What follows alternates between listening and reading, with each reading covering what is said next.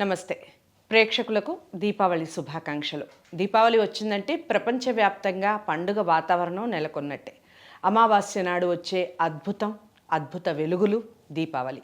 ఇక ఈ దీపావళి విశిష్టత, అలాగే దీపావళి తర్వాత జరుపుకునే భగినీ హస్త భోజనం, నాగుల పంచమి, ఇలా విశిష్టతతో కూడినటువంటి కార్యక్రమం ఈరోజు చేయబోతున్నాను. అందరూ కూడా వీడియోని మొదటి నుంచి చివరి వరకు చూడండి. డౌట్స్ ఏమన్నా ఉంటే కామెంట్ బాక్స్లో తెలియచేయండి. గురువుగారిని ప్రత్యేకంగా కలవచ్చు. మీ అందరికీ మనందరికీ సుపరిచితులు శివప్రసాద్ గురువు గారు. నాకు తండ్రి సమానులు. ఎన్నో సంవత్సరాలుగా నేను గురువుగారితో ట్రావెల్ చేస్తూ ఉన్నాను. ప్రతి కార్యక్రమం మీ ఆధార అభిమానాలతో సక్సెస్ అవుతూ ఉంది. త్వరలో దేవి భాగవతంతో మీ ముందుకు వస్తున్నారు గురువుగారు. అన్ని కార్యక్రమాలని మొదటి నుంచి చివరి వరకు చూసి, మళ్ళీ చెప్తున్నాను, గురువుగారిని కలవాలి అనుకున్న వారు ఎవరైనా ఉంటే తప్పకుండా స్క్రీన్ మీద కనపడే నెంబర్కి కాల్ చేయొచ్చు. నమస్కారం గురువుగారు. ఆశీర్వచనం తల్లి. మీకు దీపావళి శుభాకాంక్షలు. చాలా సంతోషం తల్లి. మీకు మన టీవీ ప్రేక్షక మహాశయులందరికీ కూడా, యావత్ ప్రజానీకానికి అంతటికీ కూడా దీపావళి పండుగ శుభాకాంక్షలు. ఆ సత్యభామ శ్రీకృష్ణ భగవానుడి యొక్క అనుగ్రహము, మహాలక్ష్మీదేవి యొక్క అనుగ్రహము పరిపూర్ణముగా యావత్ ప్రజానీకానికి ఉండాలి. అందరూ సుఖ సంతోషాలతో వాళ్ళ యొక్క జీవితాల్లో మెరుగైన వెలుగులు పొందాలి అని కోరుకుంటూ జయోస్తు. గురువుగారు, దీపావళి మహోత్సవాన్ని ఏ విధంగా జరుపుకోవాలి? అమావాస్య నాడు వచ్చే దీపావళి అందరి జీవితాల్లో వెలుగులు పంచాలి అని అనుకుంటూ ఉంటారు. ఇక ఈ సంవత్సరం 20వ తారీఖు చేసుకోవాలా, 21 చేసుకోవాలా అనే అది కూడా ఉంది. ఎప్పుడు చేసుకోవాలి? అసలు దీపావళి పండుగ ఏ రోజున జరుపుకోవాలి? పూజా విశిష్టత, దానికి సంబంధించి చెప్పండి. శ్రీ మహాగణాధిపతయే నమః. ఐం మహాసరస్వత్యే నమః. శ్రీ లలితాంబికాదేవియే నమః. అమ్మ, దీపావళి పండుగ అంటే ఏమిటి అంటే, మనకు మామూలుగా నరక చతుర్దశి ముందు రోజు చతుర్దశి, అమావాస్య నాడే దీపావళి పండుగ అని చెప్తాం. ఇప్పుడు ఎందుకు దీపావళి పండుగ అమావాస్య నాడు అంటే, ముందుకు నరకాసురుడు అనేటువంటి అసురుణ్ణి సంహరించడం అనేటువంటిది ఎప్పుడైతే జరిగిందో, ఆ రాక్షసుడి యొక్క పరిపాలన అనేటువంటిది ఇంతటితో అంతమైంది. మాకందరికీ కూడా స్వేచ్ఛాయుతమైనటువంటి గాలిని పీల్చుకోవటానికి, మన జీవితం స్వేచ్ఛగా, మనకు స్వతంత్రముగా జీవనం గడపవచ్చును, అంటే మన భావాలకు తగ్గట్టుగా ఉండవచ్చును అనేటువంటి భావనతో మరుసటి రోజు దీపావళి పండుగ. అసలు దీపావళి పండుగ అంటే ఏమిటంటే, దీప ఆవళి అంటే దీపము, ఆవళి అంటే వరుస. అందుకే దీపావళి అంటే ఒక వరుసలాగా ఒకే వరుసలో దీపాలు పెట్టడం. ఏమిటి ఒకే వరుసలో? అలా ఒక ఇల్ల కాదు, పక్కింటి వాళ్ళు కూడా అదే వరుసనే, వాళ్ళ పక్కింటి వాళ్ళు అదే వరుస. పూర్వము అంటుడు మిద్యలోను ఉండేటివి. ఒక ఇంటికి గ్యాప్ ఉండేటువంటిది కాదు. ఒక వీధి మొత్తము ఒక ఇంటికి పొత్తుల గోడలు అని ఉండేటివి సహజముగా. అందుకని అలా ఇళ్ళు పూర్వమంతా కూడా అలా ఉన్నప్పుడు ఏమిటి దాని యొక్క భావము అంటే ఒకరికి ఒకరు బంధుత్వము. అంటే పక్కవాడు ఎవడైనా కావచ్చు, అరే మా పక్కింటి వాడయ్యా, నాకు బాధ్యత ఉంది అని అనటానికి ఒక అవగాహన.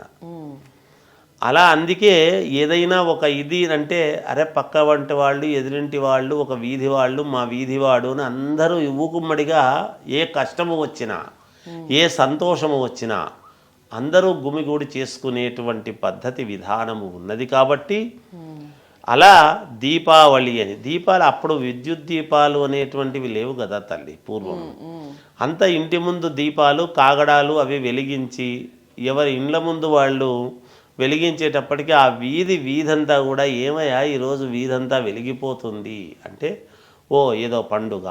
ఏం పండుగ? దీపావళి పండుగ. ఇగో ఇలా జరిగింది, మనకు స్వేచ్ఛ వచ్చిందని దీపావళి పండుగ చేసుకోవటం జరిగింది. దాంట్లో మనం కాకర పూలని, ఈ పటాకులని, అవని ఇవని, ఈ విపరీతార్థాలకు పెద్ద పెద్ద బాంబులని, ఇంత ఇక్కడి నుంచి వీధి పొడవునా నేను పెట్టి చేస్తాను అని ఇవన్నీ తర్వాత మనం తెచ్చుకున్నవి. వాళ్ళు ఆనందముగా పండుగలాగా చేసుకొని దైవాన్ని స్మరిస్తూ దేవతా పూజలు చేసుకుంటూ సంతోషముగా ప్రకృతికి ఏ విధమైనటువంటి విపత్తు కలుగకుండా చేసుకునేటువంటి విధానం. ఎప్పుడైతే లక్ష్మీ పూజ అమావాస్య అనేటువంటి నాడు మనము చేసుకుంటున్నామో దీపావళి అమావాస్య అనేటువంటిది చాలా కీలకం ప్రతి వాళ్ళ జీవితంలో కూడా. మామూలుగా రోజుల్లో పూజించేటువంటి దానికంటే దీపావళి అమావాస్య నాడు గనక లక్ష్మీదేవిని గనక ఆరాధించినారు అంటే తప్పకుండా అమ్మవారిని ఆరాధించేటువంటి విధానంలో ఆరాధిస్తే డబ్బు నిలబడుతుంది, రావాల్సిన ధనం వస్తుంది, తప్పకుండా వాళ్ళ జీవితాల్లో విజయం అనేటువంటిది కలుగుతుంది. అది ఎలా ఆరాధించాలి, ఎలా చేసుకోవాలి? రాత్రి సమయములో ధనాన్ని పూజించటము, ధనలక్ష్మీదేవిని పూజించటము. రాత్రి సమయములోనే ఎందుకు అంటే అందుకే లక్ష్మీదేవి ఎప్పుడూ కూడా బహిర్గతముగా లక్ష్మీదేవిని ఇలా పట్టుకొని ఎంచరాదు. దానికి కాస్త మరుగు అంటే లోపల చీకటి అనేటువంటిది అవసరం. అందుకనే కదా మనము నైరుతిలో బీరువా పెట్టుకొని ఉత్తరముఖముగా లోపల బీరువాలో డబ్బు పెట్టుకుంటాం ఎక్కడైనా. ఎందుకు నైరుతిలో అంటే నైరుతిలో నృతి అనేటువంటి రాక్షసుడు ఉంటాడు కాబట్టి నైరుతి స్థానం ఎప్పుడు చీకటిగానే ఉండాలి. ఆ చీకటి స్థానములోనే ఈ ఇనపెట్టెలు అవి ఉండేటివి పూర్వం. అలా పెట్టుకొని ఒక పద్ధతిగా జాగ్రత్తగా ఆ ఇనపెట్టెకు అంటే దాంట్లో ఉండేటువంటి పొలాలకు సంబంధించినటువంటి దస్తావేజులు కానీ వెండి బంగారు నగలు తర్వాత డబ్బులు ధనలక్ష్మీదేవిని అంతా కూడా బీరువాకే పూజలు చేసేటువంటి రోజులు పాత రోజులు. ఇప్పుడు కూడా మనం అలాగే మనం ఒక పద్ధతి ప్రకారముగా గనక సాయంకాలము పూట దీపావళి అమావాస్య నాడు అమ్మవారిని ఆరాధిస్తే తప్పకుండా మేలు జరుగుతుంది. అది ఏ విధముగా అంటే ఇదిగో కాస్త ఏదో మనకు అనుకూలమైనటువంటి విధముగా ధనలక్ష్మీదేవి ఫోటో కానీ లేదా లక్ష్మీదేవిని ఒక అమ్మవారి విగ్రహము కానీ అది ఇది కాకుంటే మనము కాయిన్స్ పెట్టుకుంటాము కొంచెం. అందుకనే చాలామంది లక్ష్మీదేవిని అంటే నోట్ల కట్టలు పెట్టి పూజ చేస్తుంటారు. నోట్ల కట్టలు అన్నీ పెట్టి చేయనక్కర్లేదు ఎప్పుడు కూడా. ఏదో కొంతవరకు పసుపు ముద్దతో అమ్మవారిని చేసుకుని కాస్త ఏవో కొన్ని కాయిన్స్ అమ్మవారి దగ్గర పెట్టి మనము ఎప్పుడైతే చిత్తశుద్ధిగా అమ్మవారి అష్టోత్తరమును మనం చేసుకుంటాము, చేసుకుని దానికి అగరబత్తీలు టెంకాయ కాయ కర్పూరము అన్నీ ఇచ్చి నమస్కారం చేసుకుని ఆ ధనాన్ని జాగ్రత్తగా ఒక ఎర్రటి వస్త్రములో కానీ లేదా ఆకుపచ్చని వస్త్రములో కానీ కట్టి మనం లోపల ఎత్తిపెట్టుకున్నాము అంటే తప్పకుండా మనకు విజయం లభించి తీరుతుంది, డబ్బులు వస్తాయి అనేటువంటిది ఇదొక మార్గం లక్ష్మీదేవిని పూజించుకోవటం అనేటువంటిది. ఇంకా ఈ దీపావళి పండుగ నాడు సహజంగా ఉదయాన్నే స్నానము చేయటము, ఏదో కాస్త దైవ దర్శనం అది చేసుకోవటము, సాయంకాలం పూట ఇగో ఈ పటాకులు అవి కాల్చుకోవడం ఏదో చేస్తూ ఉంటారు. ఆ విధంగా ఈ దీపావళికి స్వీట్స్ కూడా చాలా ప్రాధాన్యత ఎక్కువ సంతరించుకుంటుంది. ఎలాంటి నైవేద్యాలు పెడితే మంచిదంటారు? అమ్మవారికి మనము నివేదన అనేటువంటిది ఎప్పుడు పెట్టినా ఇంట్లో చేసినటువంటి తీపి పొంగలి, బెల్లము పాయసము అన్నము, బెల్లపు పాయసాన్నమే అమ్మవారికి ఇష్టం, పెరుగన్నం ఇష్టం, అలాగే పులిహోర, ఇవి మూడు ఇష్టం. అంతేగాని మనం స్వీట్స్ షాపుల్లో తెచ్చిపెట్టుకునేటువంటిది మనం ఏం చేస్తున్నాము, దీపావళి పండుగ వస్తుందంటే స్వీట్స్ ఇవ్వడం. అంటే స్వీట్స్ ఇవ్వడం ఏంటంటే సహచరులను తీపి చేసుకోవటం. మన వాళ్లకు తెలిసిన వాళ్లకు ఇదిగో పట్టు స్వీట్ దీపావళి పండుగ అంటే స్వీట్ ఇచ్చినారు.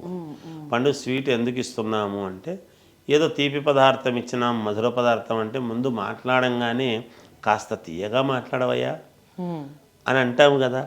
ఆ తీపిగా మాట్లాడడంలో అంటే తీపి పదార్థం అనేటువంటిది ఏమిటి అంటే ప్రేమను చూపిస్తుంది, ఎదటివాడి ప్రేమను గౌరవాన్ని మనం పొందగలుగుతాము, స్నేహాన్ని.